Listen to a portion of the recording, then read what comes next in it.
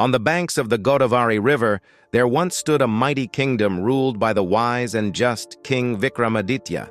His court was renowned far and wide, not only for its grandeur but for the fairness with which the king dispensed justice. It was to this court that the most extraordinary cases were brought, cases that tested not only the intellect but the heart and spirit of all who sought solutions. One moonless night, King Vikram was summoned by a sage to the haunted burial ground outside the city. The sage sought the king's help for a mysterious spiritual task. Little did Vikram know that this journey would lead him to encounter the ghostly Betal, perched high in a banyan tree, eager to test his wisdom. The challenge. As King Vikram approached the ancient tree, he saw Betal hanging upside down, grinning mischievously. "O king," Betal said, "if you wish to take me to the sage, you must carry me." The Tale of the Three Special Brahmins. Once upon a time, in the land of Kashi, there lived a wealthy Brahmin named Vishnuswamin. He was a man of great learning and piety, respected by all. The eldest was named each unique in his own way. The middle one was called Panu, and the youngest was named Chatur. Vishnuswamin was preparing for a grand sacrificial rite, a yajna that would bring prosperity to his family and the entire village. For this, he required a special tortoise, one that was pure and unblemished.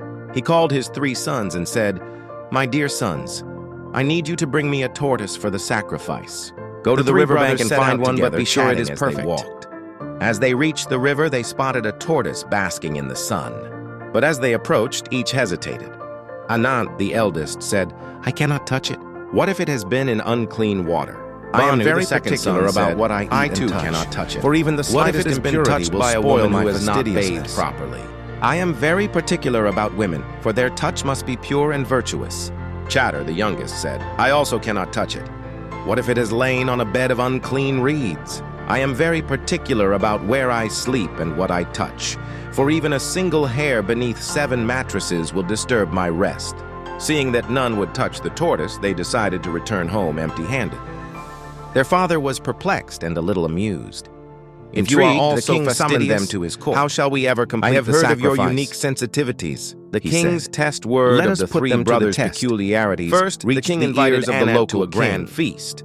The tables were laden with the finest delicacies, but Anant refused to eat. "Your Majesty," he said, "I smell the scent of burnt corpses in this rice. I cannot partake of it." The king was astonished. He ordered an investigation and discovered that the rice had indeed been grown in a field near a cremation ground. The king was impressed by Anant's discerning sense of smell. Next, the king sent a beautiful courtesan to Banu.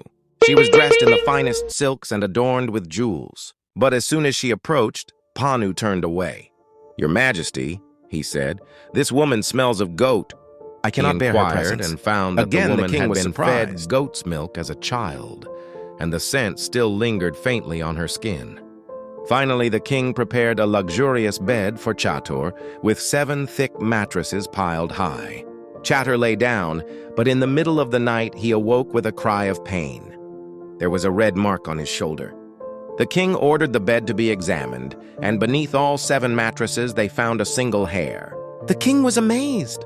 "All 3 of you possess extraordinary sensitivities," he declared. "I cannot decide who is the most fastidious. Instead, I shall employ you all in my court, where your unique talents will be put to good use." Vishnuswamin, though proud of his sons, was disappointed that his sacrifice could not be completed.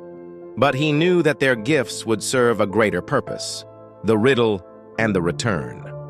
As King Vikram carried Betal through the dark forest, the ghostly spirit finished his tale and posed the riddle. "O king, who among the 3 brothers was the most fastidious?"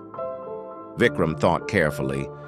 The bruise on his shoulder was definite proof of his sensitivity.